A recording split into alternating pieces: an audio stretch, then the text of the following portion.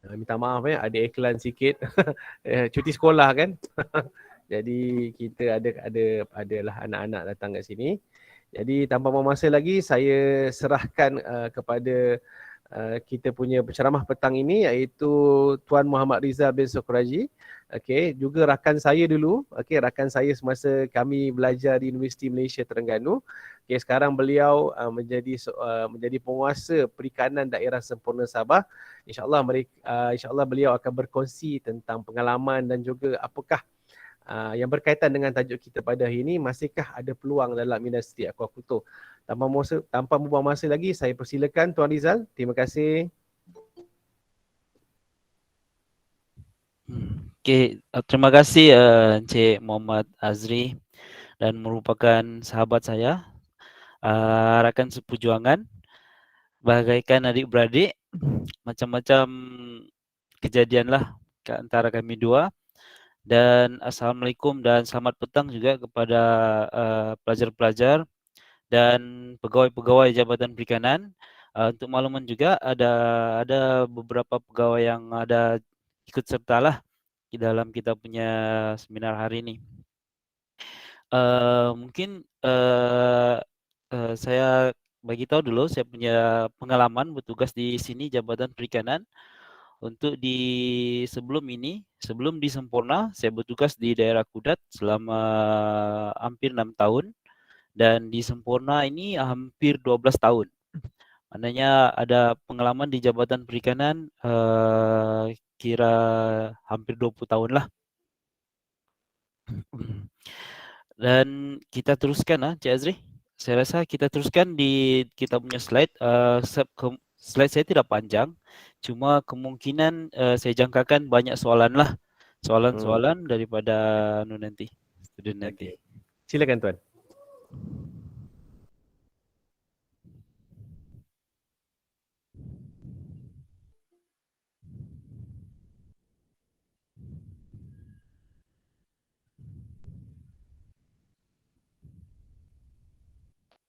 Cepat.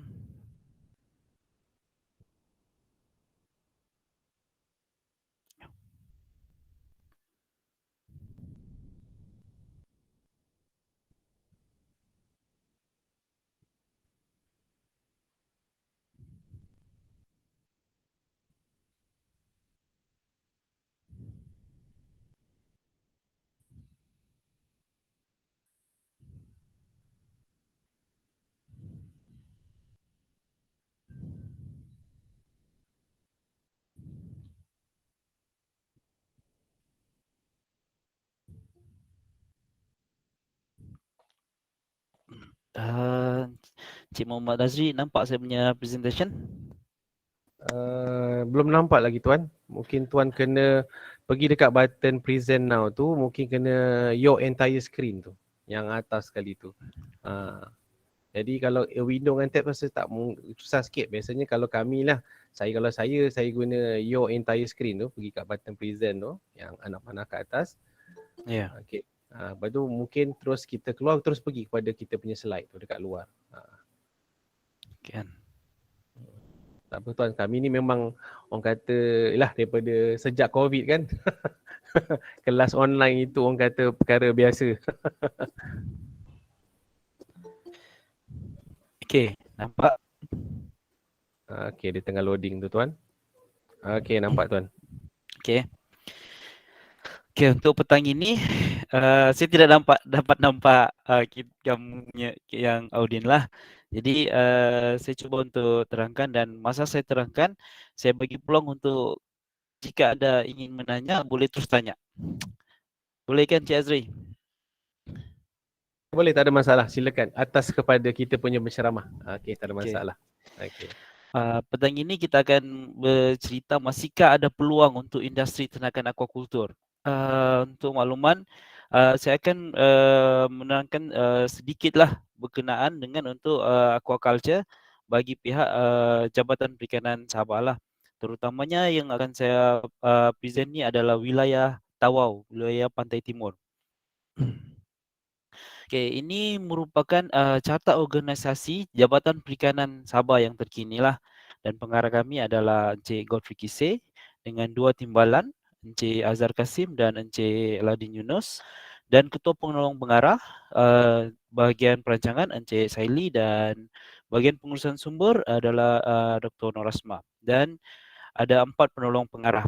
Ini adalah pegawai-pegawai utamalah di Jabatan Perikanan Sabah. Visi Jabatan Perikanan Sabah adalah untuk menjadi pemimpin utama di negeri Sabah dalam pengurusan perikanan. Aquakultur sudah ditekankan dalam visi Jabatan Perikanan Sabah dan alam sekitar akuatik sebagai organisasi peneraju dan membawa pembangunan kepada para nelayan, penternak ikan dan ahli-ahli komuniti perikanan umum di Sabah. Misi kami adalah untuk mengurus dan membangun industri perikanan selaras dengan matlamat satu sektor yang moden dan komersial, memberi peluang dan faedah maksimum kepada semua sektor dalam industri serta menjamin pembangunan yang berterusan serta lestari. Dasar kualiti Jabatan Perikanan sentiasa komited memberikan perkhidmatan yang terbaik, berkualiti kepada semua pihak yang berkepentingan dalam industri perikanan di Sabah serta memastikan industri perikanan dan kesihatan awam dijaga selaras dengan misi jabatan. Itu matlamat aktiviti aquaculture adalah kita terus kepada aquaculture, menghasilkan ikan sebagai sumber protein termurah. Kedua, mengurangkan penangkapan ikan secara berlebihan. Ketiga, memberikan kualiti ikan yang lebih baik. Dengan maksudnya di sini tidak tercemarlah.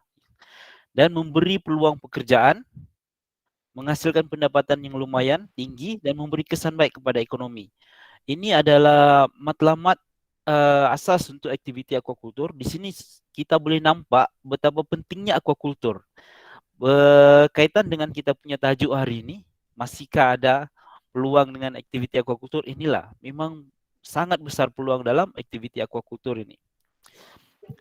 Seperti yang kita nampak dalam gambar raja ni, fish is the cheapest protein source. Ya, ikan Belum adalah lagi, habis ini protein yang baru termurah kita dapat belajar. untuk kita dapat. Halo. Ada iklan tadi tuan Dia lupa nak tutup mic lah tu. Dia borak kawan dia. Okey, teruskan tuan. Potensi, ini adalah potensi dalam industri aquaculture. Mendapat bantuan dan sokongan yang baik daripada pihak kerajaan. Ini akan dibuktikan nanti. Saya ada sediakan slide bergambar betapa kerajaan ni sangat menyokong dalam aktiviti aquaculture. Ramai pelabur yang berminat dengan ternakan yang mempunyai nilai komersial. Di sini kita boleh simpulkan di sini, jika kita membuat aktiviti aquaculture yang mempunyai nilai tinggi, ramai pelabur yang sanggup melabur dalam kita punya aktiviti. Memiliki rangkaian yang pantas. Di sini aquaculture, untuk makluman, dari sudut Jabatan Perikanan, melalui pengalaman yang kita ada, aquaculture ni dia punya rangkaian sangat luas. Dia bukan setakat dalam daerah, bukan setakat dalam negeri, dia bukan setakat ASEAN. Dia sudah pergi lebih jauh. Kita punya hasil aquaculture di negeri Sabah ni sudah keluar jauh, dan ada yang hasil daripada aquaculture negeri Sabah adalah antara yang terbaik lah. Seperti rumput laut, ikan ikan hybrid yang famous lah untuk di Sabah. Dan merupakan aquaculture ini adalah industri yang sangat menguntungkan serta sistem pendidikan yang lebih baik. Di sini kita cakap sistem pendidikan yang lebih baik. Industri aquaculture ini menjanjikan satu pendidikan yang baik, dan dia dinamik dan sentiasa berubah dan sentiasa ada yang baru. Nanti kita nampak nanti. Dan ada potensi dari sudut penyelidikan serta inovasi lah. Melalui aktiviti aquaculture, ini adalah gambar raja yang saya dapat daripada kami punya pensyarah lah, Dr. Julian. Betapa pentingnya aquaculture akan datang. Pada tahun 2030, dijangka pengeluaran aquaculture ini adalah lebih daripada 62% dari sudut pendaratan berbanding yang daripada wild lah, tangkapan daripada liar. Dan kita juga tahu tangkapan yang liar ni dari yang wild ni dia semakin berkurang. dia punya hasil semakin berkurang, dia punya size ikan pun semakin mengecil. Jadi untuk supply itu sentiasa stabil, bekalan yang stabil, memang kita memerlukan aktiviti aquaculture nih. Di sini kita tahu betapa pentingnya aquaculture masa akan datang. Ini adalah kita akan cerita pasal program bantuan Jabatan Perikanan Sabah bagian aquaculture, marine dan air tawar. Di bawah ini adalah sedikit gambar yang kita share dan akan ada lagi merupakan bantuan daripada rumput laut, aktiviti sangkar ikan. Kita ada sediakan apa namanya ni pelantar, pondok jaga, macam-macam lagi lah. Nanti kita akan cerita lebih lanjut. Ini merupakan jenis-jenis program bantuan jabatan yang ada di Jabatan Perikanan dan ada lagi lah. Maksudnya kita akan ada lagi program-program yang baru dan negeri Sabah juga kita follow, kita ikut tuh federal punya bantuan. Kadang-kadang federal dia akan ada program-program baru dan biasanya program baru ni akan dimaklumkan kepada negeri-negeri lah dan negeri-negeri akan ikutlah. Selalunya begitulah. Di sini saya cuma senaraikan dalam 15 program lah dalam jabatan. Ini menunjukkan betapa kerajaan menyokong, membantu dalam aktiviti aquaculture dan betapa banyaknya peluang dalam aktiviti aquaculture. Program ini merupakan program baru yang dipohon yang diluluskan dalam RMK 12. Ini adalah yang berdasarkan yang kita punya pelaksanaan program sebelumnya lah dan dibagikan kepada 3: peningkatan produktiviti pengeluaran pengusaha aquaculture marine, pembangunan komoditi aquaculture marine, pembangunan infrastruktur dan fasiliti sokongan aquaculture marine, dan termasuklah air tawar. Dia sama juga. Kategori peningkatan produktiviti pengeluaran pengusaha aquaculture adalah menggalakkan kumpulan sasar untuk meningkatkan produktiviti pengeluaran projek melalui peningkatan keupayaan sistem ternakan dan pengurusan operasi yang berkesan, serta amalan pengurusan lestari ke arah peningkatan pengeluaran. Kedua, membantu kumpulan sasar mengatasi kesukaran mendapatkan keperluan bagi membantu meningkatkan produktiviti pengeluaran. Ini adalah salah satu contoh gambar hatchery untuk ikan dan batu karang. Kategori pembangunan komoditi aquaculture marine menggalakkan pengkulturan komoditi aquaculture marine berpotensi di kawasan yang sesuai di negeri Sabah. Kita bercerita untuk negeri Sabah. Menggalakkan kumpulan sasar mencuburi dan meningkatkan keupayaan projek melalui kaedah sistem ternakan dan pengurusan operasi yang berkesan serta lestari ke arah peningkatan pengeluaran. Dan ketiga, membantu kumpulan sasar mengatasi kesukaran mendapatkan keperluan bagi memulakan dan mengembangkan sistem ternakan.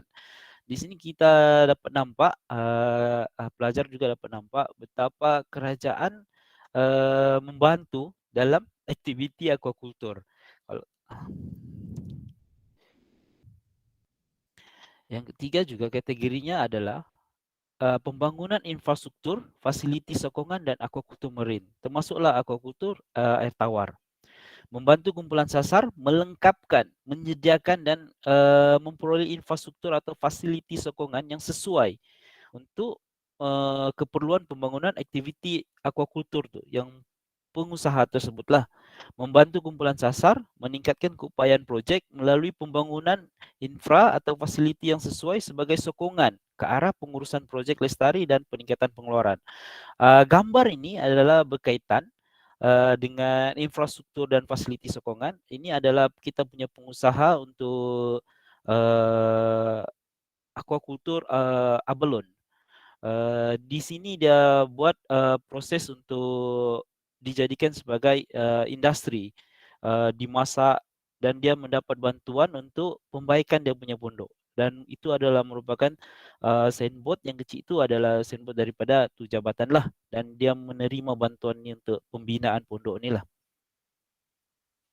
Kumpulan sasar kita adalah untuk kategori peningkatan produktiviti pengeluaran pengusaha aquaculture marine skala kecil berkelayakan yang sedang beroperasi dan berdaftar di pejabat-pejabat perikanan daerah di negeri Sabah. Kategori untuk pembangunan komoditi aquaculture marine pula, pengusaha aquaculture marine skala kecil berkelayakan yang sedang beroperasi atau baru dan berdaftar di pejabat-pejabat perikanan daerah negeri Sabah.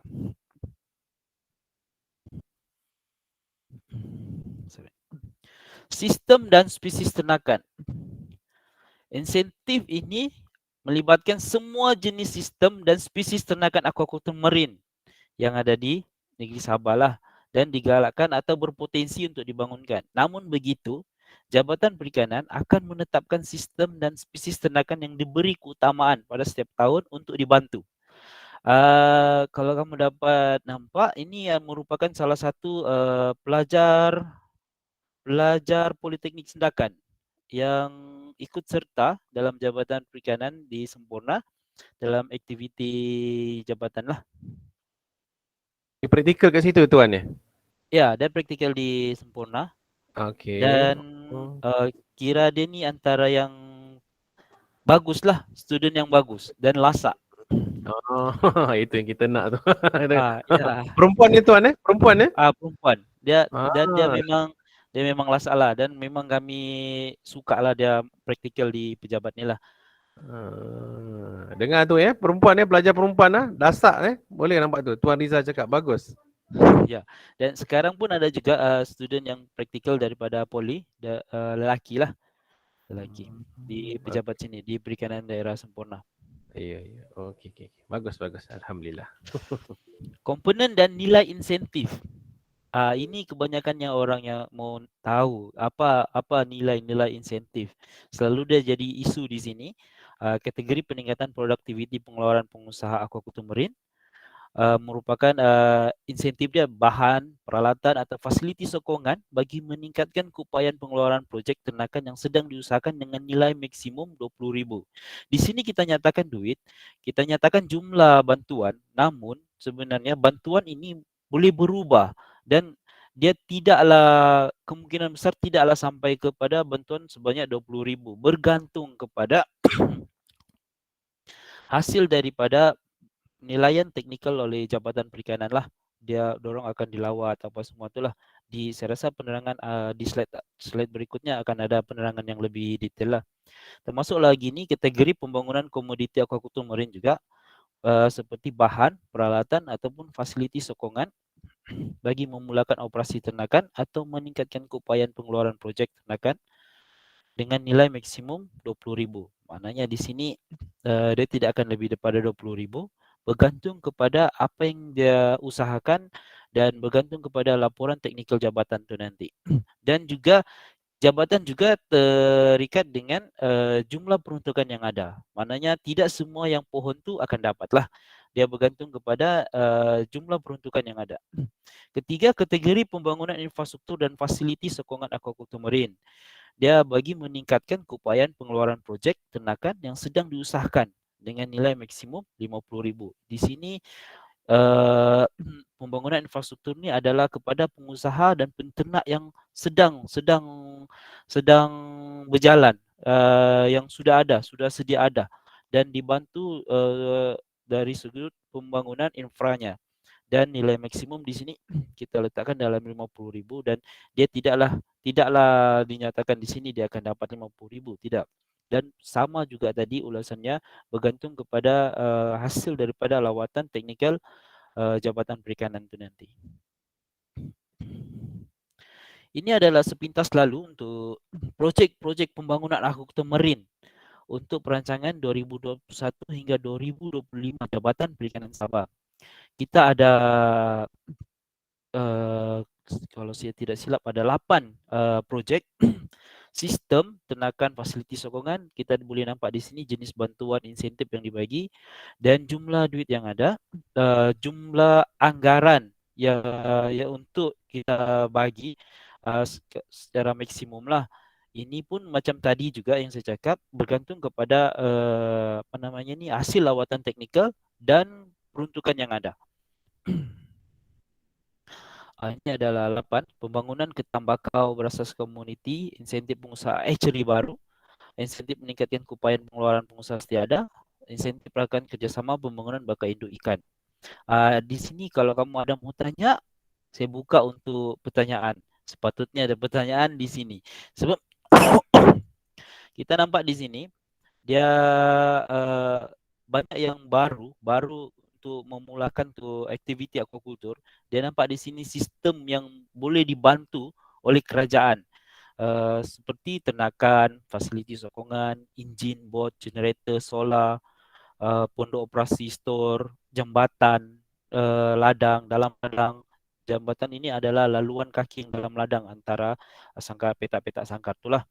Sistem ternakan, peralatan sokongan sistem ternakan. Contoh yang hatchery, peralatan pam air, pam udara, penapis pasir, penapis UV, tangki gentian kaca, dan diberikan latihan khas. Syarat-syarat untuk permohonan dan keutamaan. Syarat-syarat umum kita sudah tetapkan di sini adalah warga negara Malaysia yang dilahirkan atau bermastautin di negeri Sabah, berumur 18 tahun ke atas, mempunyai minat dan berkeupayaan. Lokasi tapak pemeliharaan sesuai mengikut pemeriksaan Jabatan Perikanan Sabah. Seperti yang di pohon lah, mempunyai grant NT-CL tol. Untuk tanah NT dan CL lah, untuk laut tol lah. Atau tapak pemeliharaan tersebut boleh di pohon atau termasuk dalam kawasan perancangan Jabatan Perikanan. Di sini dimaksudkan adalah kawasan tanah yang telah dipohon oleh Jabatan Perikanan. Pemohon termasuk dalam kategori kumpulan sasar. Kita tetapkan di sini seperti yang dari awal slide tadi, kita tetapkan Jabatan Perikanan setiap tahun akan menyasarkan beberapa komoditi. Jika dia termasuk dalam komoditi itu, kemungkinan besar dia akan dapat bantuan pula. Projek ternakan diusahakan sendiri oleh pemohon. Pemohon bersetuju dengan syarat-syarat dan peraturan-peraturan yang ditetapkan, termasuk syarat dan peraturan yang akan dikeluarkan dari masa ke semasa, sama ada sebelum ataupun selepas bantuan itu diluluskan kepada pemohon. Ini adalah syarat-syarat khusus. Tapak projek masih bersesuaian, memiliki projek aquaculture marine yang beroperasi dan berpotensi untuk dimajukan. Spesies serta sistem ternakan yang dicadangkan tu digalakkan untuk dibangunkan. Macam yang saya maklumkan tadilah dari awal. Pemohon yang ditawarkan untuk menerima insentif sebelum insentif boleh diserahkan dikehendaki mengesahkan bahawa mereka mampu menyediakan benih dan makanan untuk melaksanakan operasi ternakan mereka. Ini kita jika berkenaan, maksudnya dia telah beroperasi dan kita tidak akan bagi bantuan menyeluruh. Seperti sangkar ikan, kemungkinan besar kita akan bagi cuma peralatan sangkar dan benihnya. Tapi makanan ikan, pemohon tu kena usaha sendiri. Begitu. Mengikuti kursus teknikal berkaitan terlebih dahulu. Pengecualian boleh dibuat untuk mereka yang telah mengikuti kursus berkaitan atau mempunyai pengalaman berkaitan. Takluk kepada pengesahan pejabat perikanan daerah atau urus setiap program. Kalau untuk pelajar-pelajar diploma perikanan di politeknik ni rasanya tidak perlu lagi lah. Kamu tunjukkan sijil kamu pun sudah ditahu kamu ada pengalaman asas untuk aquaculture ni lah. Dan keutamaan akan diberikan kepada pemohon yang diterima dari pemohon berikutlah. Pemohon adalah aktif beroperasi dan mempunyai keupayaan dan potensi untuk mengembangkan lagi projek aquaculture yang diusahakan. Di sini dimaksudkan adalah pemohon itu adalah yang sedang melaksanakan tu aktiviti aquaculture. Dia bukanlah kosong. Bukanlah yang baru memulakan. Dia boleh pohon, tapi keutamaan bukan kepada dialah yang kosong, yang baru memula. Keutamaan di sini kita akan beri kepada yang sedang memulakan tu aktiviti. Pemohon memiliki ataupun tinggal berdekatan dengan lokasi di mana ternakan sedang dilaksanakan, mempunyai pengalaman dan pernah mengikuti kursus latihan berkaitan dengan jenis ternakan yang dipohon, pengusaha aquaculture Bumi Putra sepenuh masa yang menjadikan projek ternakan mereka sebagai sumber pendapatan utama. Ini adalah keutamaan. Syarat-syarat yang lain tu telah diterangkan tadi awal. Ada juga yang lain, ada juga yang baru pun boleh pohon sebenarnya, tapi dia bukanlah keutamaan. Kaedah permohonan adalah pemohon boleh menggunakan borang yang tertera dan boleh diperolehi dari pejabat-pejabat perikanan daerah merin yang berdekatan, sama ada daerah merin ataupun daerah akuakultur air tawar. Di sini kita saya akan terangkan mengenai dengan air tawar. Lebih kurang sama dengan yang merin dan syaratnya pun sama juga dan dia perlu pemilikan sendiri walaupun bukan dia dia punya, sama ada orang punya, dia perlu ada perjanjian sewa lah sekurang-kurangnya 10 tahun. Spesies dia ada bantuan khas lagi untuk akuakultur air tawar yang berminat air tawar. Dia spesies kepada ikan yang bernilai tinggi. Untuk negeri Sabah kita kategorikan spesies-spesies yang bernilai tinggi ni seperti patin. Kalau Semenanjung lah, kalau tempatan Sabah ni dipanggil selarang. Selarang ke selarung ke? Lebih kurang lah. Lepas tu kaloi, kapgras, ketutu dengan pelian. Air tawar juga ada bantuan untuk hatchery bagi yang berminat. Contoh yang sedang menjalankan projek lah, diutamakan. Maknanya dia ada tangki-tangki sikit, dia ada apa namanya ni, ada pengeluaran sedikit, ada pembuktian selepas dilawat, kemungkinan besar dia boleh dapat tu bantuan lah. Selalunya hatchery ni diwajibkan untuk mengikuti kursus. Kalau hatchery lah. Air tawar juga ada bantuan seperti untuk di sungai-sungai, di tasik, sangkarikan lah, sangkarikan untuk air tawar. Termasuk juga bantuan air tawar adalah ikan ternakan yang dalam tangki ataupun kolam semen. Air tawar juga sebenarnya Jabatan Perikanan Sabah bagi bahagian perikanan air tawar dia setiap tahun akan melatih sekurang-kurangnya 1 orang sebagai hatchery pengeluar benih ikan. Maknanya adik-adik pelajar mungkin boleh ambil peluang dan ini adalah difokuskan kepada belia. Jadi mana tahu berminat dan atau mana tahu boleh jadi pengusaha yang berjaya dalam bidang aquaculture ini, boleh datang ke Jabatan Perikanan di daerah-daerah yang berdekatan lah. Kita juga ada bantuan hatchery. Hatchery ini memfokuskan kepada 4 bantuan lah. Pembangunan hatchery, marine, dia akan bagi bantuan macam slide yang sebelum ini adalah peralatan, bahan binaan, lebih kurang dia punya bantuan dari 20.000 hingga ke 50.000 lah. Dan itu adalah bergantung kepada hasil penilaian teknikal jabatan macam yang saya terangkan tadi. Hatchery yang sedia ada, jika dia lebih mudah untuk lulus lah, dan untuk bantuan sama juga dalam 20 hingga 50.000 lah. Dan hatchery juga ada program pembangunan induk ikan seperti bahan untuk menyelenggara kawasan ternakan. Contoh kalau marine, dia bahan untuk menyelenggara tu sangkar ikan lah, dan ada bantuan kepada makanan ikan untuk induk lah. Ini fokus kepada bantuan kepada pembangunan induk ikan. Dan hatchery juga Jabatan Perikanan ada memberi bantuan telur ikan seperti phytoplankton dan rotifer. Phyto ni selalunya yang diberi bantuan adalah yang jenis yang kita panggil tu nano. Itu adalah yang sering dibagi bantuan lah daripada Jabatan Perikanan, dan kita boleh datang ke hatchery. Kita di sini di Sabah ni sejak kita ada 8 stesen perikanan air tawar yang menerima belia ataupun student untuk latihan praktikal. Ini adalah gambar-gambar program bantuan jabatan yang seperti kita nampak, pemberian peralatan sangkar, baja ikan, benih ikan, peralatan sangkar ikan seperti pelampung dan injin. ini adalah gambar-gambar lah. Kalau ikutkan saya punya slide ni dah habis dan saya cuma akan terangkan gambar-gambar yang aktiviti Jabatan Perikanan buatlah. Sebahagiannya, ini hanya sebahagian aktiviti dan banyak lagi lah daerah-daerah lain. Ini adalah bantuan peralatan sangkar bagi penternak abelon. Abelon dengan sangkar ikan. Yang ini. Pipe-pipe ni adalah untuk rumah ternakan abelon. Ini adalah kita punya penternak lah. Tuan, nak tanyalah Tuan.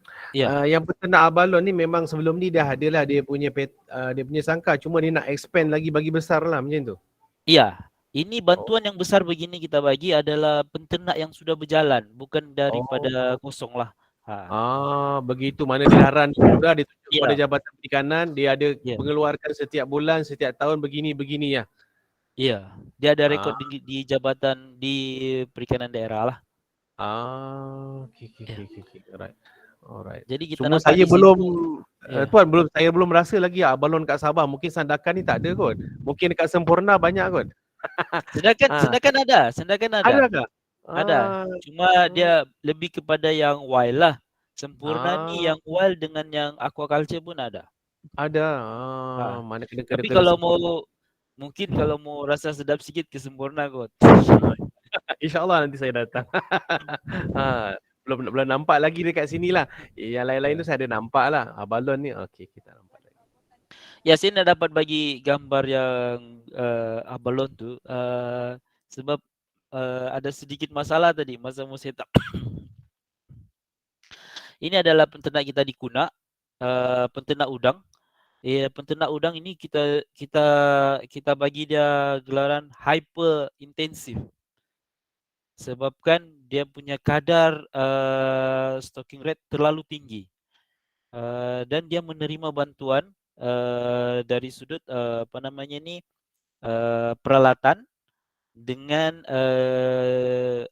generator dan berkaitan dengan dia punya kilang udang. Dan dia memang penternak yang berjaya lah. Maknanya di sini peluang untuk menjadi usahawan aquaculture ni tinggi. Selagi kita menunjukkan komitmen dan kita sering menambah baik, bantuan kerajaan ni tidak terhenti satu kali saja. Dia akan ada bulang dan bukan Jabatan Perikanan saja, banyak juga agensi lain yang memberi bantuan yang lebih kurang sama. Mungkin dia punya aspek mungkin berbeza. Begitulah. Tuan, ada soalan daripada sahabat kita lah Tuan. Okay. Puan Normadiha Mak Nur daripada HQ Putrajaya. Soalannya macam mencabar sikit lah. Ada tak beza di antara hyper intensif dan super intensif? Kami gelarkan dia hyper sebab dia lebih tinggi daripada super intensif tu. Saya maklum di Jabatan Perikanan Malaysia, dia stocking rate dia sehingga hampir 300 sorry 300 maafkan saya. Tak apa kalau dekat kita bagi air Tuan, sebab kita jauh kan. Sebab dia punya stocking rate yang ini dia lebih daripada 450 ekor per meter persegi, meter persegi itulah. Meter persegi. Untuk rekod jabatan buat masa ini adalah dia yang paling tinggi lah. Yang ada. Saya rasa di Perikanan Malaysia pun kalah kot. Okay. Berapa tan pengeluaran untuk apa ni Puan Anis ataupun Cik Anis, berapa tan pengeluaran untuk apa ni? Udang ke, balon ke? Tolong nyatakan lebih jelas. Saya udang rasa ke? Kalau Cik Anis dia akan fokus kepada udang. Udang. Okay. Udang ni Tuan. Dia maksudnya udang. Saya tidak dapat yang betul-betul confirm lah dan luas dia punya kolam. Namun untuk saiz yang dia punya buat yang baru dia bikin lebih kurang dalam 10 kaki lebar dan panjang lebih kurang dalam 150 kaki, dia menghasilkan lebih 1 tan udang. Ya. Cik Rizal. Itu untuk kolam semen lah.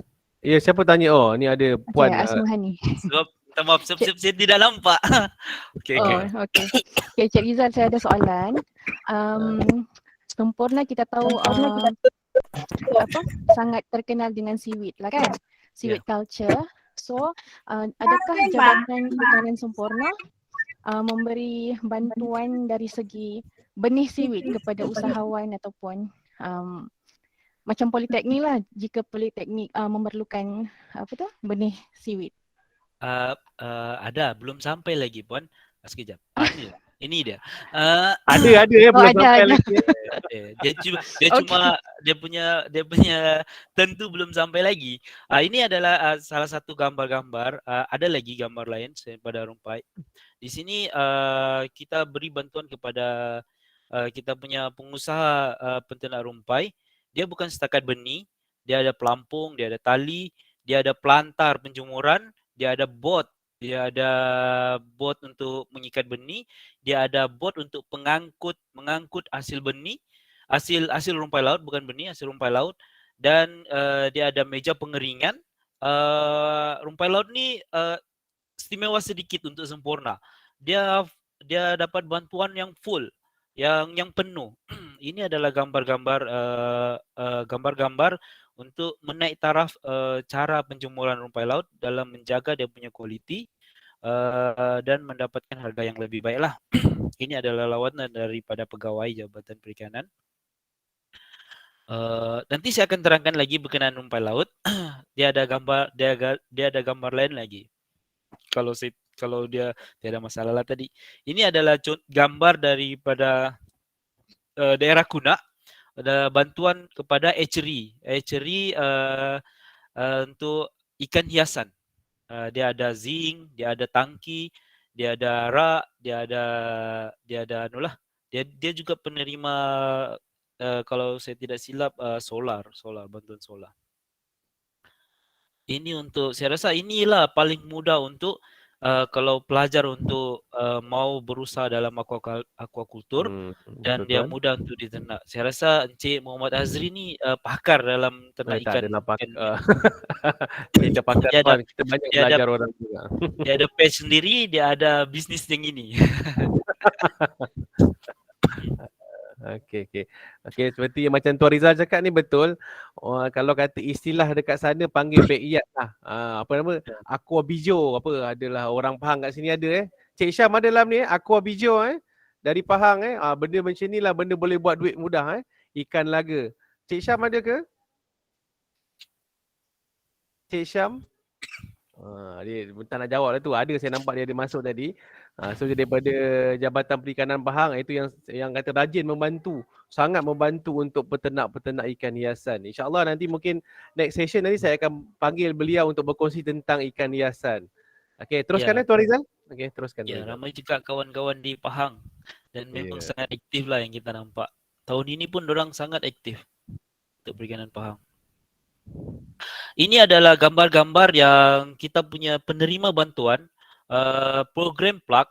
Sebelum ini ada sangkar ikan dan dia sudah berkonsepkan kepada agrotourism. Maknanya dia punya pendapatan bukan setakat hasil daripada ternakan ikan yang dia ternak, tapi kepada pelancong yang datang dan dia makan di tempat dia, pancing ikan yang dalam sangkar tu.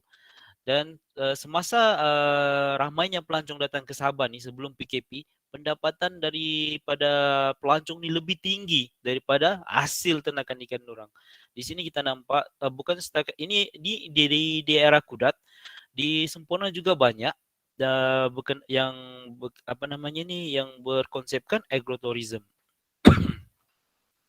Dan Sempurna juga ada menerima bantuan package daripada federal, dan federal juga banyak membantu kita dalam menyalurkan peruntukan bantuan sangkar ikan dan yang berkonsepkan dalam agrotourism lah.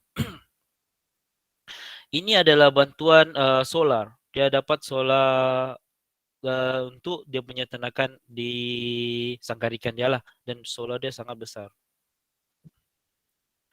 Ini adalah bantuan hatchery untuk ternakan ketam di daerah Sendakan.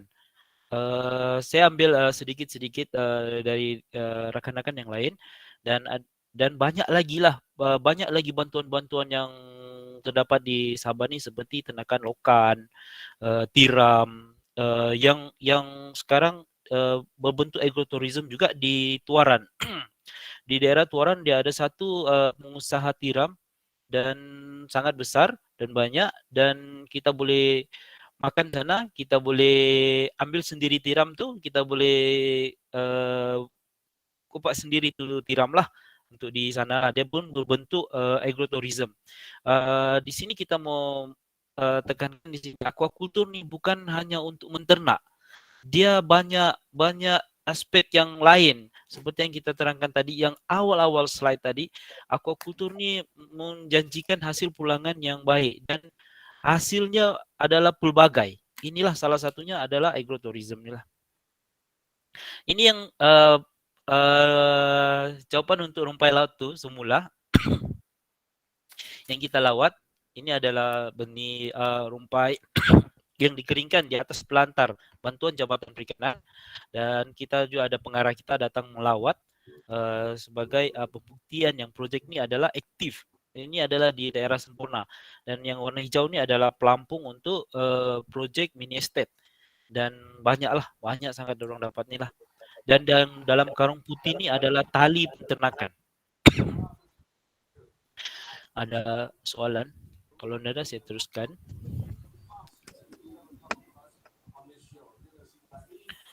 Teruskan, ini Tuan. adalah ini juga adalah kita punya pengusaha dari sudut bantuan plug program Jabatan Perikanan, dan dia berbentuk agrotourism.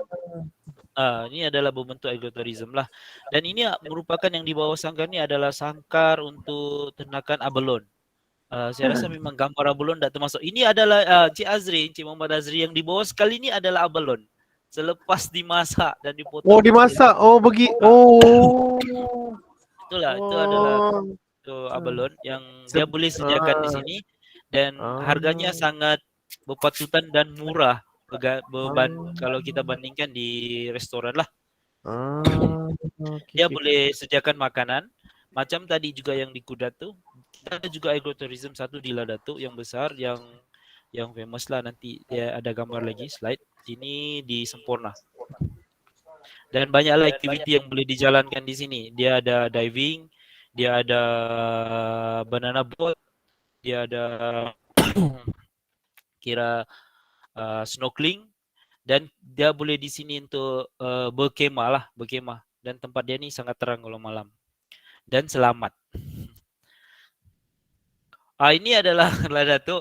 Ini gambar untuk agrotourism di sebelah Ladatu.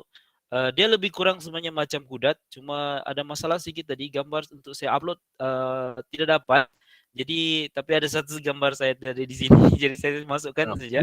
Bukti sampai ya, okey. Sakar Island ya. Kalau boleh datanglah. Ada beberapa projek yang sangat menarik untuk aquaculture yang ini. Maknanya program aquaculture ni sangat penting dan sangat mendatangkan hasil yang lumayan. Dia selain daripada ikan yang dia ternak, dia di sini ada juga ternak lato. Kalau di Semenanjung kita sebut latut lah lebih kurang. Kalau di Sabah ni kita panggil lato. Tuan, ada soalan dekat mesej daripada Siti Nursikin. Dia bertanya, seaweed tadi ni marketnya untuk Malaysia ke atau luar negara? Yang mana? Seaweed. Rumpai laut tadi marketnya untuk Malaysia ke atau luar negara?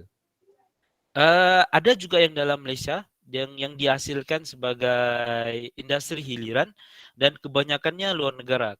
Pembeli utama kita adalah dari negara China, dan untuk yang yang paling dekat adalah Filipina dan Indonesia. Pembeli kita punya hasil rumpai.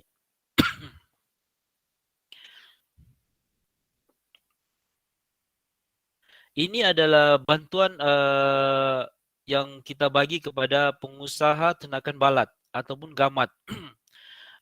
Pondok kerja. Ini yang kita bagilah. Pondok kerja. Sebelum ini dia punya pondok sangat teruk, dan ini yang kita bagi dia bantuan sebab dia adalah pengusaha yang aktif dan sangat aktif.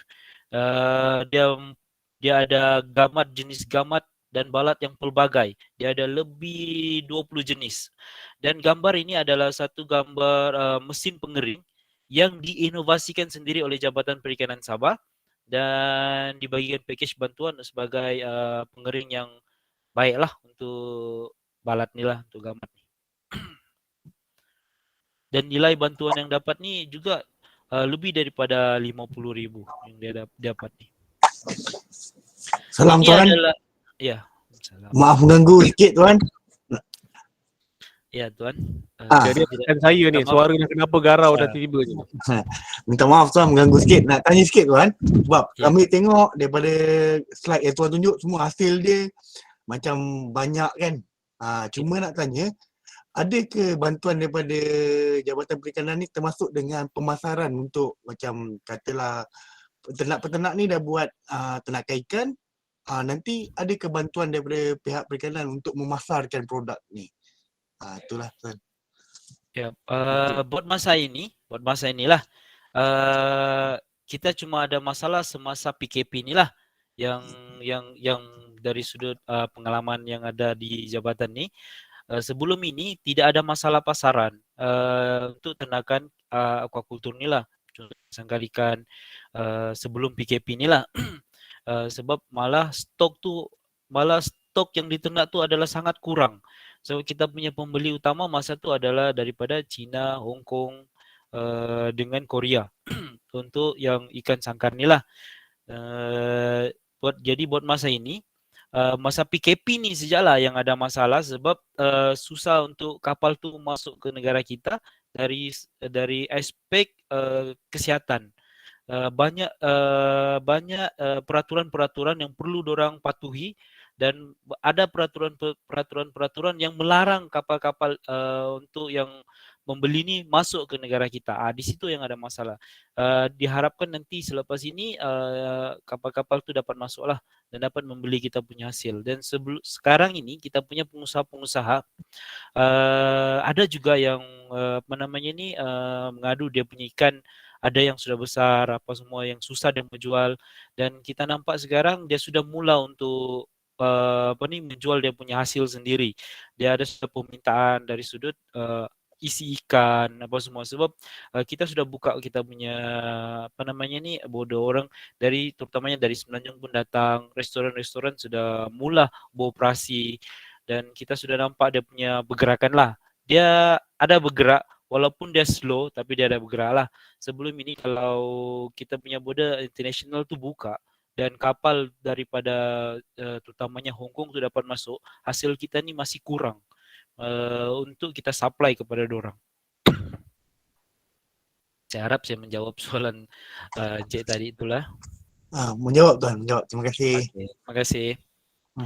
Ini adalah ternakan balat yang secara yang besar lah. Ini adalah sistem kandang ataupun sirancing yang ada di daerah Matunggong di menghala ke Kudat. Ini adalah ternakan balat dia lah. Saya tidak dapat bagi gambar yang lagi menarik.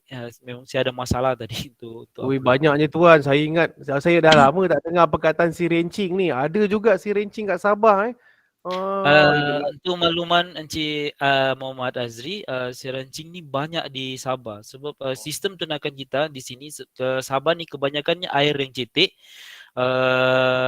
dan berdekatan dengan koral dan dia sangat subur, dan sistem untuk ternakan sama ada balat ke, sangkar ikan ke, abalon ke, dia kebanyakannya sirancing. Menarik tuan sebab saya nampak saya rasa banyak sistem-sistem di Sabah ni saya rasa mampu untuk kita terjemahkan dalam bentuk akademik. Mungkin ada sebelum ni pensyarah-pensyarah di UMS ke pernah buat research pada ni. Mungkin saya rasa tertariklah untuk membuat kajian untuk masukkan apa yang ada di Sabah dalam bentuk akademik. Saya rasa sangat menarik apa yang dia ada di Sabah ni. Dia banyak komoditi yang pelbagai lah untuk makluman Cik Muhammad Azri. Di Sabah ni dia kaya dengan komoditi semula jadi yang banyak, yang pelbagai dengan nilai-nilai komersial itulah. Ya ni tuan, apa nama gamat ni memang orang buat untuk makan ke atau macam kalau dekat Langkawi gamat buat minyak kan, kat sini buat minyak juga ke? Dia Ada, tapi dia skala kecil dari sudut daripada industri hiliran. Tapi kebanyakannya kita jual keluar dari yang kering, macam yang tadi yang gambar yang pertama tu yang dia dapat bantuan pondok operasi tadi itu, dia keringkan dan dia jual yang begitulah. Maknanya dia jual yang raw lah. Dia cuma keringkan dan dia jual keluar. Kebanyakan yang buat masa ini gamat ni dibeli oleh dari Korea, Johor, Singapura. Uh, saya rasa yang itulah. Kalau untuk di Sabah, untuk sempurna, itu yang paling banyak ambil daripada sinilah, balat dan gamat ni. Tuan Madiha daripada Kerjaya nak tanya macam mana dia harvestnya? Dia kutip dengan tangan. Besar tu. Yeah. Ya. Tak apa, kat sini dia punya orang kata tenaga kerjanya agak murah. Bukan murah lah, maksudnya kita boleh dapat ramai lah. Jadi kita boleh masih menggunakan tradisional lagi ya tuan. Ya, sebab dia gamat ni dia bergerak sangat perlahan dan hampir dinampak tidak bergerak. Jadi memang mudah untuk dikutip lah. Mudah untuk dikutip. Untuk dikutip. Okey, ada soalan di ruang chat tuan. Banyak juga soalan ni. Okey, yang pertama, apakah produk Aquaculture paling banyak permintaan? Ni soalan daripada student saya rasa ni. Banyak ni. Ya, banyak. Buat masa ni, kalau untuk apa soalan dia tadi, Cik Muhammad Azri? Apakah produk Aquaculture yang paling banyak permintaan? Ni nak tengok lah apa benda. Kalau saya paling banyak ikan lah orang minta. Buat masa ni memang ikan lah. Untuk seperti isi ikan, ikan yang paling tinggi permintaan dia, supply yang tidak dapat bagi seperti lobster, abalone, apa namanya ni, ketam, itulah. Balat ni, gamat ni, dia sangat tinggi lah. Supply kita aquaculture yang tidak dapat tampung tu permintaan. Okey, selain daripada tu ada daripada Cik Muhammad Yazid Muhammad Sani, selain pada buat minyak, apa kegunaan gamat ya? Kegunaan gamat selain daripada buat minyak, biasanya dari saya tidak tahu dengan detail lah secara apa namanya ni, dia yang secara klinikal ataupun yang lebih terperinci. Namun yang kita nampak orang Cina ni sangat suka makan gamat ni. Dorang menyatakan yang gamat ni sangat baik untuk kesihatan badan lah. Kesihatan badan, untuk apa ni, pertumbuhan semula sel-sel badan yang rosak. Dia cakap begitulah. Untuk kulit, untuk awet muda, terutamanya untuk perempuan lah. Dia bukan keutamaan untuk lelaki lah. Okey. Sebab kalau lelaki dia jarang nak beli tuan . Kalau perempuan, produk perempuan orang kata kalau beli bukan beli 1, beli 3, beli 5. Kalau lelaki tu yang laku ubat kuat je lah kot. So perempuan dia sangat sensitif dengan produk-produk kecantikan.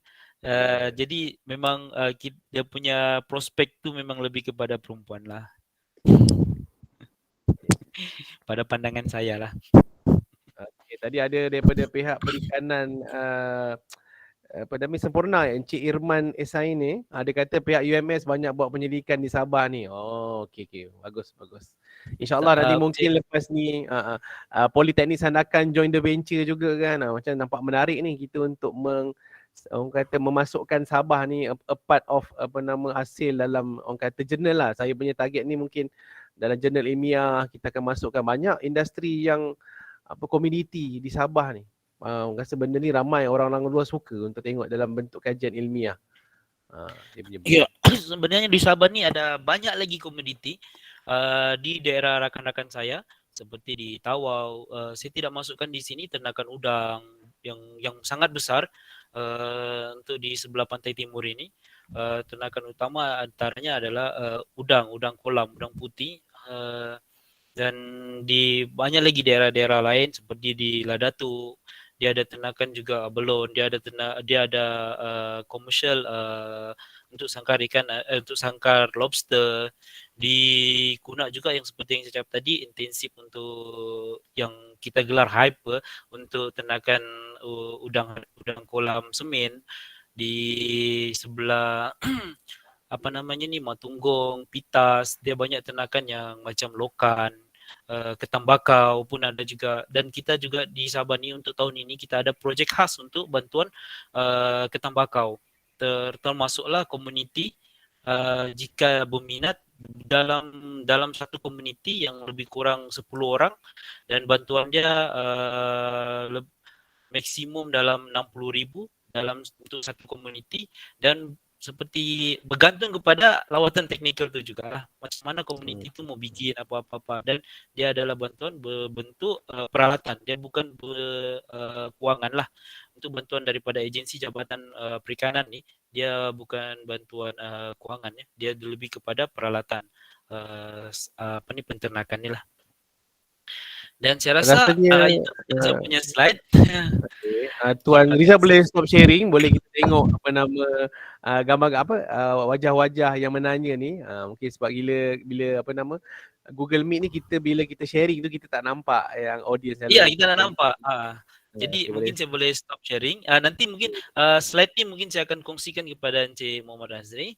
Nanti mana tahu ada yang sudah untuk jadikan rujukan ataupun panduan untuk yang akan datang lah. Ya, terima kasih banyak Encik Rizal. Okey, untuk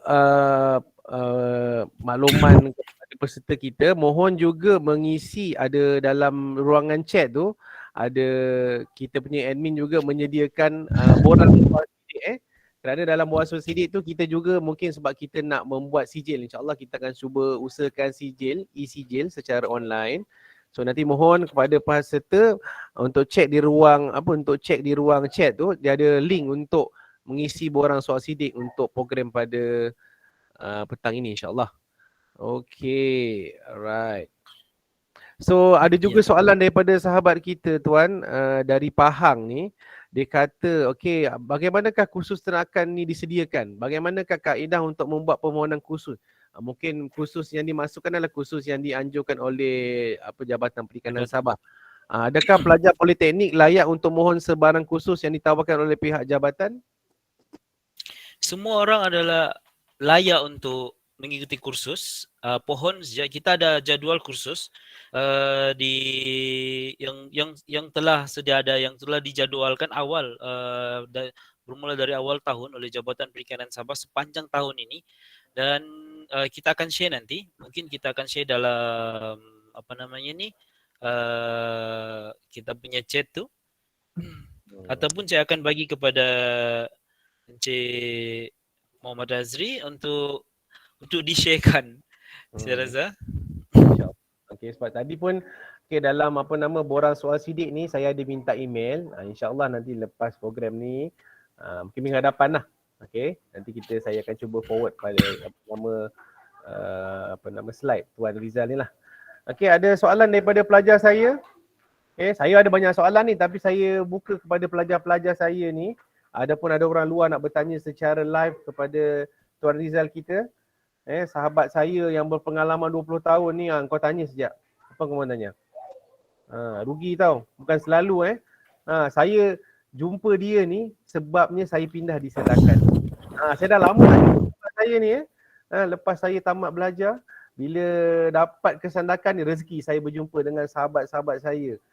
Orang Sabahan, yang sama-sama belajar sekarang nampak dia jadi penguasa perikanan di Sempurna, bos sana. Okay, so ada soalan? Saya kecil lagi, Cik Azri yang besar. Ya ke besar saya sama dulu kau sama mengaku kan. Okay, ada soalan ni daripada Puan Azura. Adakah ternakan balat bergantung sepenuhnya pada benih liar atau ada hatchery yang sudah berjaya membuat pembenihan? Dan untuk makluman, untuk hatchery itu kita sudah ada untuk ternakan balat, kita sudah ada hasilkan benih melalui hatchery di kita punya hatchery Jabatan Perikanan yang diusahakan oleh satu syarikat, dan di UMS juga sudah berjaya untuk hasilkan benih balat ni lah di hatchery. Okay. Alright. Okay, pelajar-pelajar, soalan? Wakil seorang. Takkan mau tak ada tanya. Biasa kalau tanya ni tak faham ataupun tak mau dengar. Tanya sikit.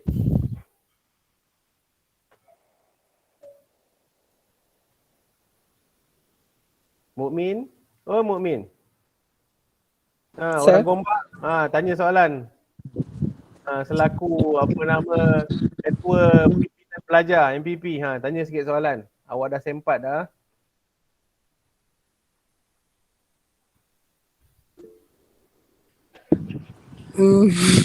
Apa ni tak ada soalan ni. Kau kalau tak ada soalan, aku bagi kau soalan banyak dalam kelas. Tuan, macam mana nak meyakinkan para pelajar seperti macam kami ni? Tuan sendiri kata peluang industri aquaculture ni masih diperlukan, kan? Tapi ada setengah daripada kawan-kawan kita ni tidak meyakinkan. Jadi macam aquaculture apa boleh dapat, kan? Apa je kerja yang lepas daripada diploma ni, adakah kerja daripada bidang, kan? Mungkin yang sedar diri tadi dia dah boleh tangkap, ya, maksudnya macam buat gambar ataupun kerja-kerja di bahagian-bahagian industri tadi, kan? Jadi macam mana nak meyakinkan kami semua ni supaya industri aquaculture ni adalah satu bidang ataupun dia sebenarnya adalah satu bidang yang diperlukan di sesebuah negara, kerana aquaculture ni adalah sebenarnya sumber makanan, bekalan sumber makanan kepada masyarakat ataupun kepada sekeliling. Itu je lah kot. Okey, terima kasih YB. Ucapan anda ni berbau-bau YB. Okey, Tuan Rizal, bagaimana mau meyakinkan golongan muda seperti beliau? Okey, mungkin saya akan terangkan sedikit apa namanya ni keadaannya dari sudut global untuk makluman Encik Muhammad Mumin dan student-student lah, yang pelajar-pelajar yang lain, rakan-rakan yang lain. Dari sudut global, mengikut kajian yang ada, yang sudah ada, lebih 49% masyarakat dunia ni ada kekurangan bekalan makanan. Dan sumber aquaculture ini adalah sumber yang paling cepat untuk dihasilkan. Maknanya kita masih memerlukan banyak sumber makanan. Jika menurut tu kajian lah, 49% tu adalah sangat tinggi. Hampir 50% di dunia ni adalah orang yang kekurangan makanan, kekurangan sumber makanan. Dan untuk bagi student pula, pada pandangan saya untuk pelajar-pelajar, untuk menaikkan semangat kamu, betapa aquaculture ini, saya rasa sudut pandangan kamu adalah kerjaya ataupun selepas keluar daripada diploma perikanan, kerjaya dari dalam bidang aquaculture ini. Lepas tu dia punya hasil, dia punya pendapatan macam mana yang lebih kurang begitulah, betul kan? Kami pun bekas pernah student. Jadi bila kami mau cari kerja ni, selalunya kami akan tanya macam mana gaji dia, macam mana kerja dia, lebih kurang begitu, betul. Jadi untuk meyakinkan apa namanya ni student ni, untuk pelajar ni, saya rasa mungkin kamu boleh nampak apa namanya ni aktiviti pengusaha-pengusaha aquaculture. Sebab dari sudut aquaculture ni, kita bukan sekadar mau tahu dia punya kejayaan saja. Kita mau tahu apa dia punya risiko-risiko, rintangan-rintangan yang dia hadapi untuk kita bersedia terjun dalam bidang aquaculture ni. Dan dari sudut untuk menaikkan semangat pula, kita boleh nampak yang berjaya. Macam mana dia punya pengurusan aktiviti aquaculture ini. Kita nampak kecil, tapi dia punya hasil ada yang sampai jutawan. Yang kita tak sangka hasil dia jauh tinggi. Dan ada juga hasil dinampak dia punya ternakan kecil saja. Tapi sebabkan dia ada ikut kursus dari sudut macam industri hiliran, mempelbagaikan produk dia, dan dia dapat hasilkan dan dapat menjual dengan harga yang lebih tinggi daripada biasa. Di Jabatan Perikanan ni juga, untuk saya maklumkan saya belum maklumkan tadi, di Jabatan Perikanan ini juga dia banyak yang berkaitan aquaculture yang dijadikan sebagai industri hiliran, dan yang dijual yang ada yang dijual sudah separuh masak, siap masak, dan dia punya harga lebih tinggi. Mungkin di situ kita boleh mula. Kalau untuk macam student ni boleh jadi sama ada dia jadi broker kah, bukan broker yang macam jual tanah tu, bukan. Dia jadi orang tengah dalam sudut macam pemasaran ikan. Kamu mencari dia punya apa namanya ni pembeli, dan kamu dapat dia punya maklumat siapa pengusaha aquaculture yang ada di, contoh kita cakap ni untuk negeri Sabah lah. Kita cakap pasal negeri Sabah. Dan untuk makluman, kita ada satu contoh di Semporna sendiri, dia baru saja habis belajar dan dia terlibat dalam industri hiliran aquaculture, ternakan ketam. Dan dia buat produk isi ketam tu, dia jadikan dia masak dan dia pasarkan, dan dia dapat harga lebih tinggi. Pendapatan student tu jauh pendapatan dia lebih tinggi dari kami yang kerja yang sudah lama nih. Dia punya, walaupun dia baru saja habis study tahun lepas, dan dia sudah menjadi businessman. Dia punya pendapatan melebihi 20,000 sebulan. Dan kita nampak dia macam sekadar bermain-main saja. Dia dinampak macam tidak serius, tapi dia punya income sangat tinggi. Sebab mungkin dia ada kelebihan dari sudut pemasaran. Student-student yang sekarang ni, pelajar-pelajar sekarang ni, dia sangat aktif dari Facebook, TikTok, Instagram. Kamu boleh menggunakan tu medium-medium untuk mempromosi kamu punya produk. Dia bukan sekadar kamu bercerita dengan kawan-kawan, tapi kamu boleh berbisnis dengan kawan-kawan. Seperti contoh yang student ni, yang di Semporna ni, saya lupa nama dia. Dia suka main TikTok. Dia suka main Instagram. Jadi dia gunakan medium tu untuk bermain.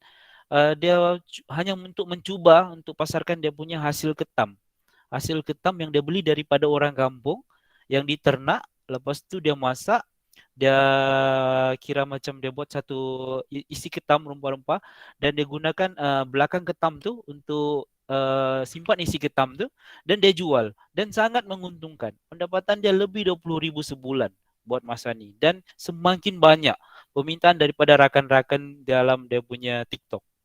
Jadi kamu gunakan medium tu. Saya rasa ini adalah satu cerita yang kejayaan yang reality.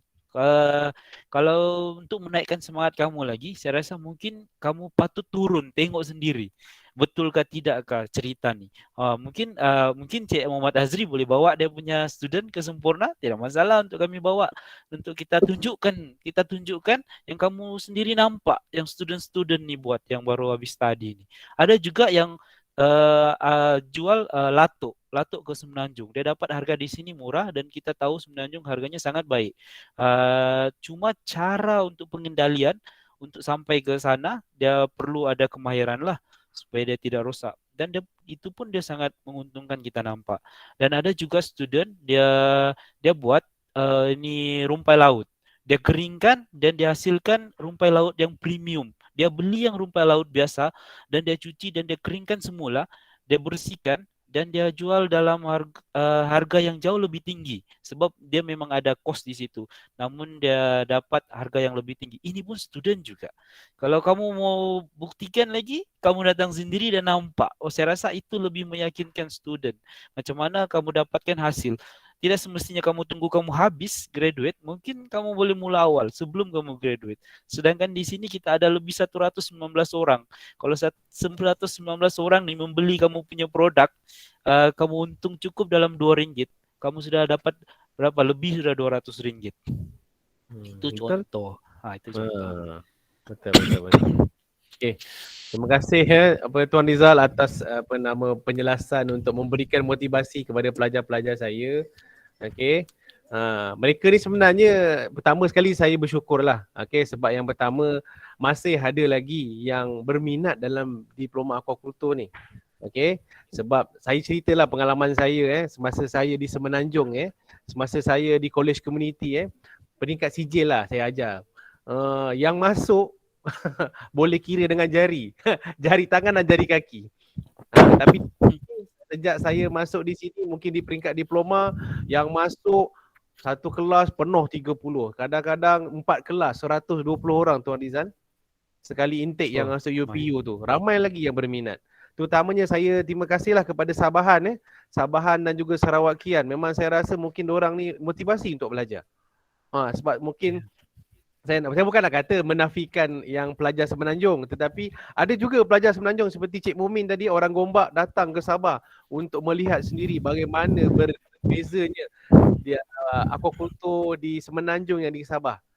Jadi satu cabaran juga untuk mereka mencabar diri dan juga kepada pelajar-pelajar ni kekalkan minat dalam industri aquaculture ni, kerana berdasarkan tajuk saya ni, yang pertama tadi Cik Rizal, Tuan Rizal dah cover dah, sebenarnya peluang tu masih ada. Kedua, peluang tu sebenarnya datang daripada generasi sekarang ini. Okey, Jabatan Perikanan dah bagi, kerajaan dah bagi banyak peruntukan, tetapi peluang kedua tu, adakah kamu generasi muda ni meneruskan legasi yang dibuat oleh orang-orang yang kemudian ni, yang telah berjaya ni, akan diwarisi tak? Okey, contohnya yang tadi Toke Balat tadi tu.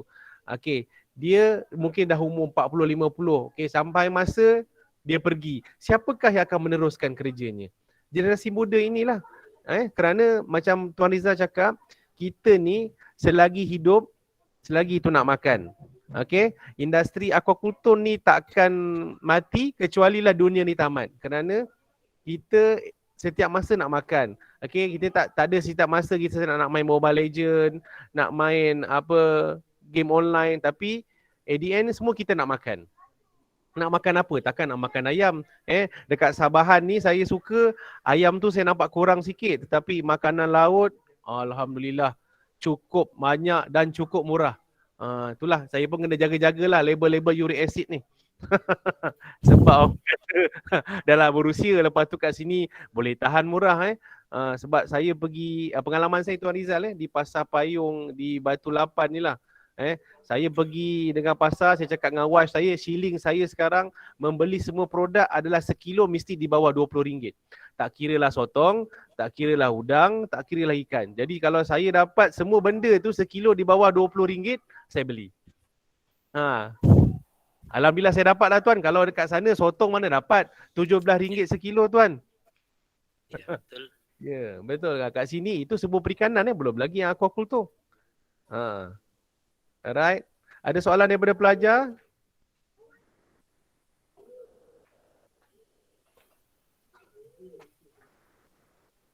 Okey. Apa ni, Cik Mumin yang awak orang muda lah. Macam tadi Tuan Rizal kata buat TikTok kan. TikTok bukan lama pun, 30 saat je. Goyang-goyang sikit, pergi jalan-jalan kat kolam tu kan. Awak promote lah aktiviti dekat dalam hatchery tu.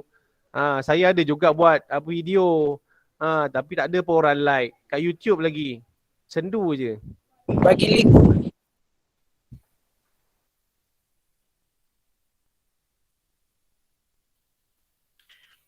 Ya, untuk makluman juga kita untuk kalau pelajar-pelajar mau melihat sendiri aktiviti terutamanya program bantuan ladang ikan contoh plug, kamu boleh nampak di YouTube ya. Di YouTube pun ada juga untuk yang program-program jabatan dorang masukkan dalam YouTube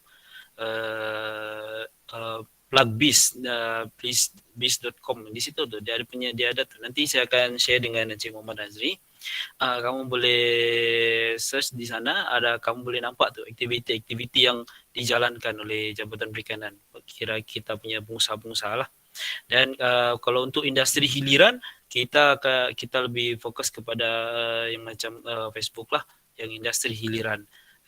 Selain daripada kita periksa, kita juga promote untuk kita punya pengusaha-pengusaha itulah.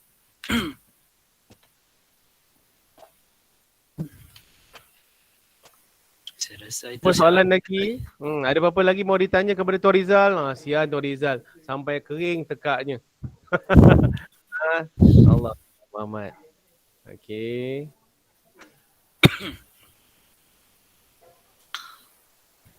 Alright. Ada permintaan bagilah share link YouTube, nanti kita support, bagi like.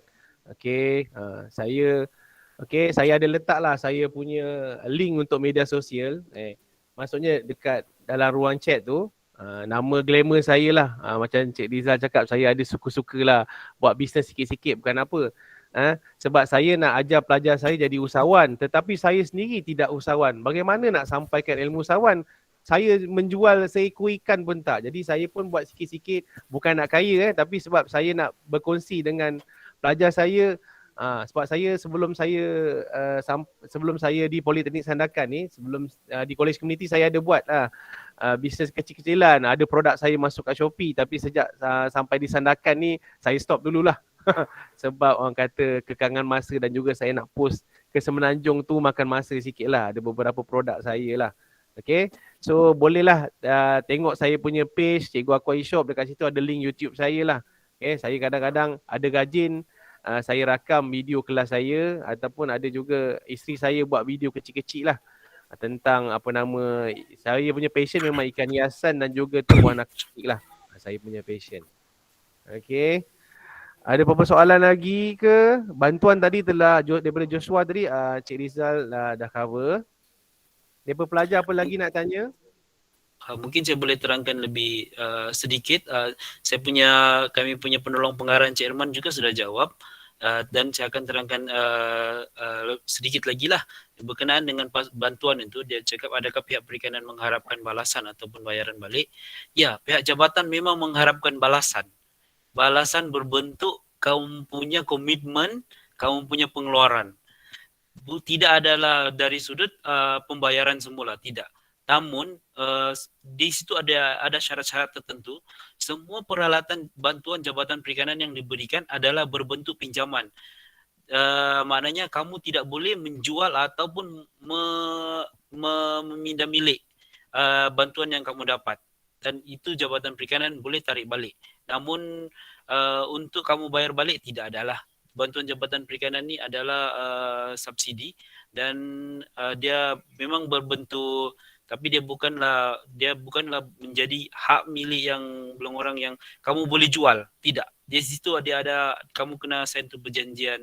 Adalah dia punya syarat-syarat tertentu di situ, dan jabatan, jika kamu menyalahgunakan bantuan Jabatan Perikanan berhak untuk menarik balik tu bantuan. Bantuan tersebut kamu guna sehinggalah dia rosak ataupun tidak boleh digunakan lagi. Begitu. Okay. Saya harap saya dapat jawab tu Encik Joshua Misu punya soalan lah.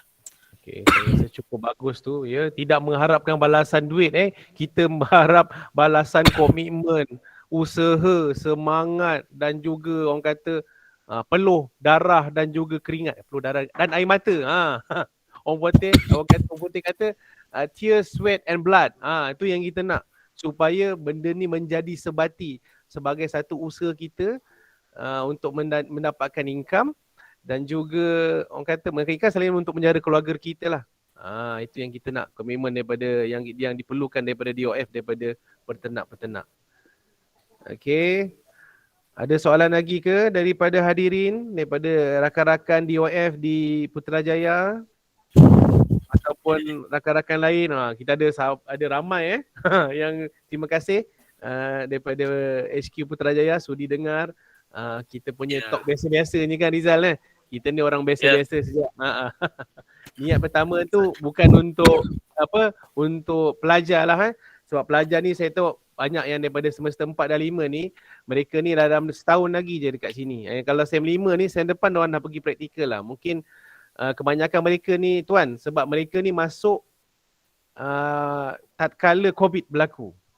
Jadi bila COVID berlaku ni, kita banyak kekurangan dari segi nak menyediakan practicality kepada pelajar. Sebab kan kita pun ada juga SOP yang perlu dipatuhi, dan juga ada kita buka sekali, jadilah kan ada pernah dengar dulu tuan kluster Politeknik Sandakan, begitulah.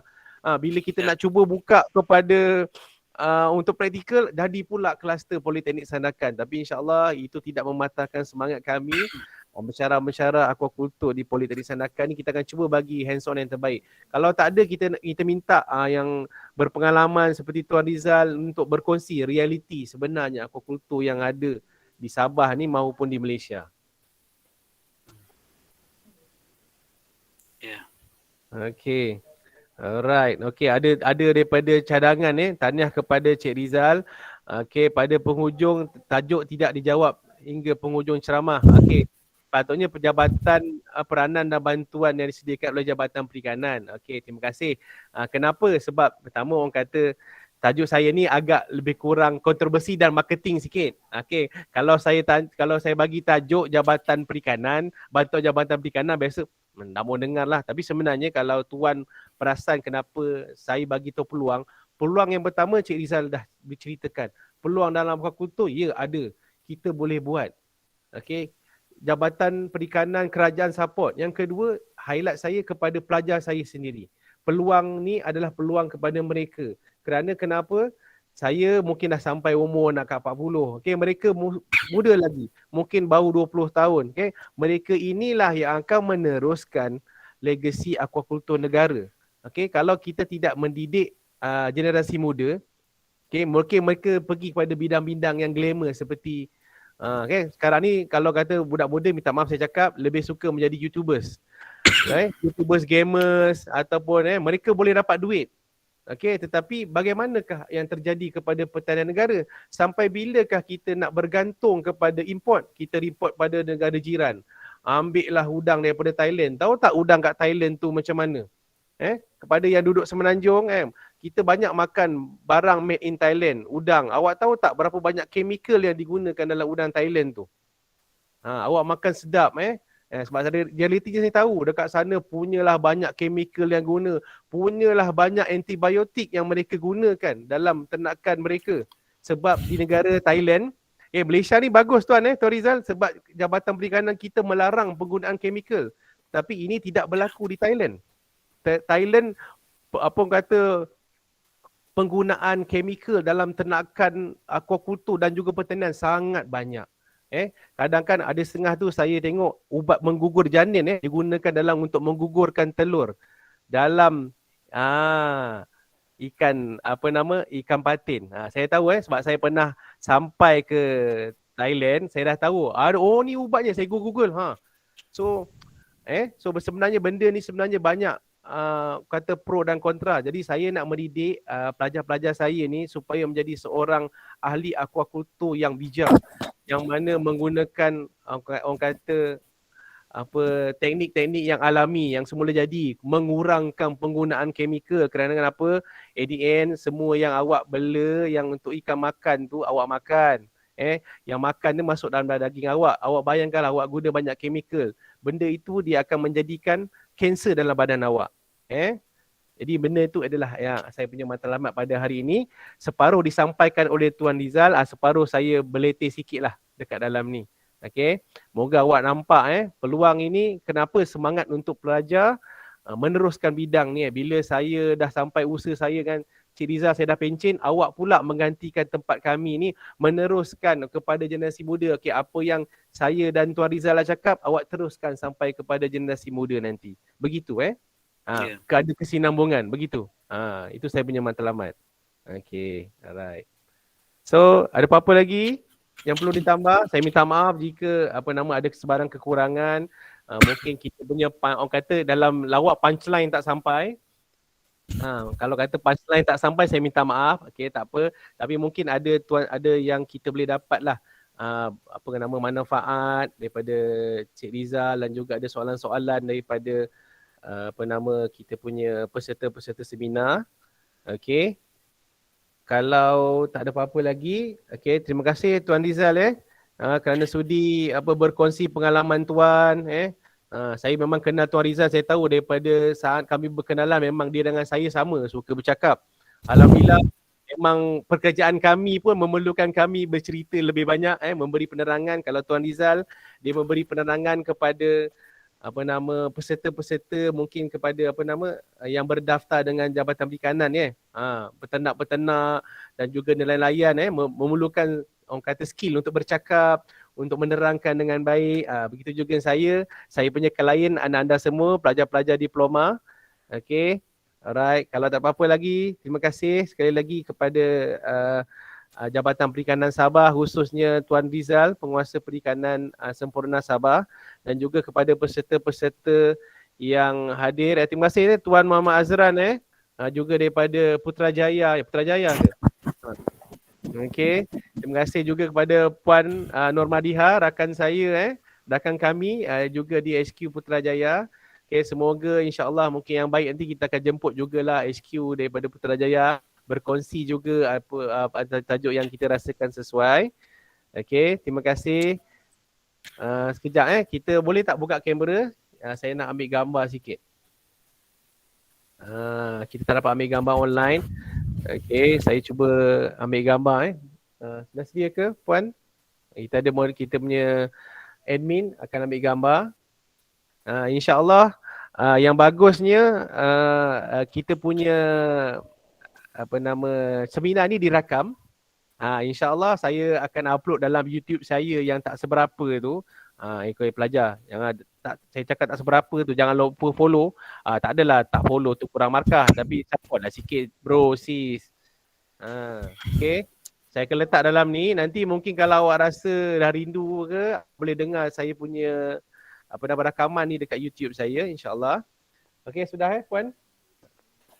Okay, senyum. 1, 2, 3. Okay. Okay, saya tak rakam saya tukang cakap. Kita ada admin di sebelah rakan-rakan saya. Okay. Terima kasih kepada yang bertanya soalan. InsyaAllah saya dah tengok pada ruang soal selidik. Okay, mereka suka kepada face to face. InsyaAllah kalau kata perlukan face to face, kita jemput sekali lagi Tuan Rizal datang. Mungkin boleh datang ke Sempurna sekali untuk lawatnya. Terima kasih juga atas jemputan Cik Muhammad Azri.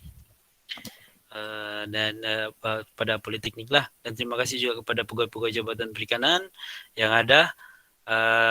Dan soalan-soalan serta sokongan seperti Encik Saili, Encik Irman, Puan Anis dan kita punya rakan-rakan yang lain lah.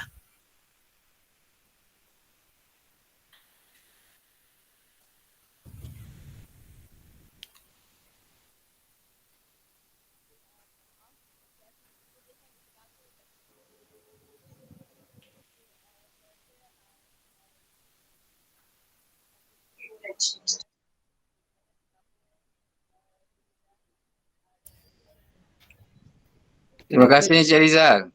Tuan Azri dah kerah kejung, kenapa? Terima kasih Dr. Wan. Okay. Allah, saya tak maaf. Minta maaf tiba-tiba pula hang Terima kasih lah. Sampai dekat penghujung Tuan Rizal. Kalau tidak ni malu je Terima kasih sahabat saya.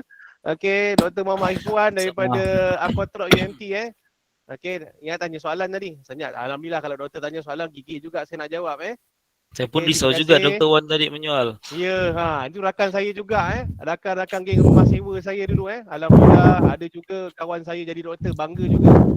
Sama-sama geng jahat dulu, rakan nakal ada juga dah jadi doktor seorang. Alhamdulillah. Okey, terima kasih kepada pelajar-pelajar Ingat tak kawan saya tu sama belajar diploma dah jadi doktor dah. Awak semua je boleh jadi doktor lagi tau. Saya mungkin lambat sikit lah kot. Lambat sikit tak tahulah. Tapi Tahun depan. Tahun depan terima kasih ada kawan saya cuba bagi semangat saya untuk ambil PhD. Okey, terima kasih. Apa yang berlaku ni alhamdulillah lah masa last minute. Okey, terima kasih. Jumpa lagi. Assalamualaikum warahmatullahi wabarakatuh. Okey, jumpa lagi dalam siri akan datang. Peace yo, brother. Terima kasih sir, terima kasih tuan. Alright. Terima kasih. Terima kasih. Thank you, sir. Terima kasih. Thank you, sir.